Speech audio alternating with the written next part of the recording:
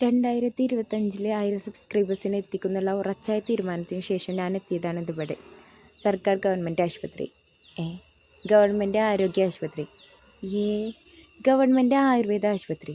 എന്ത് തേങ്ങാക്കൊല്ലെങ്കിലും ആവട്ടെ, എന്തായാലും ആശുപത്രിയാണ്. ഇതെന്തിനാ ഇവിടെ വന്നതെന്ന് വെച്ച് കഴിഞ്ഞാൽ, ഒരു 1/2 ലിറ്റർ നീരിൻ്റെ അമ്മൻ്റെ മേത്തുണ്ട്. അത് ഇന്ന് കാലം വേണമെങ്കിൽ നാളെ കയ്യും വേണേ, ഇങ്ങനെ വിടാൻ പറ്റില്ലല്ലോ. അതിനൊരു സൊല്യൂഷനായിട്ടാണ് നമ്മളിത് ഇതുവരെ എത്തിയിട്ടുള്ളത്. അപ്പോൾ ആശുപത്രിയിലിടോ ഒറ്റക്കിടാൻ പറ്റുമോ? ബേസ് സ്റ്റാൻഡർ വേണ്ടേ?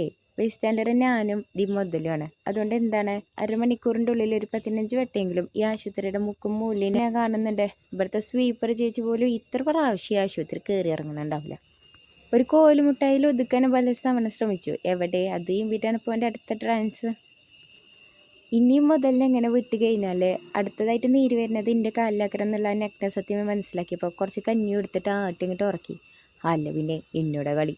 ഒരു ബൈ സ്റ്റാൻഡർ ഉറങ്ങിയ സ്ഥിതിക്ക് അടുത്ത ബൈ സ്റ്റാൻഡറിനൊന്ന് കിടക്കാം. അപ്പോൾ പേഷ്യൻറ്റിൻ്റെ കാര്യം എന്താ നിങ്ങൾ ചോദിക്കും. ആശുപത്രിയില്ലടോ, അത് ഡോക്ടറും നേഴ്സൊക്കെ നോക്കിക്കോളും. വെറുതെ എന്തിനാ നമ്മളതിലൊക്കെ ഇടപെടുന്നേ?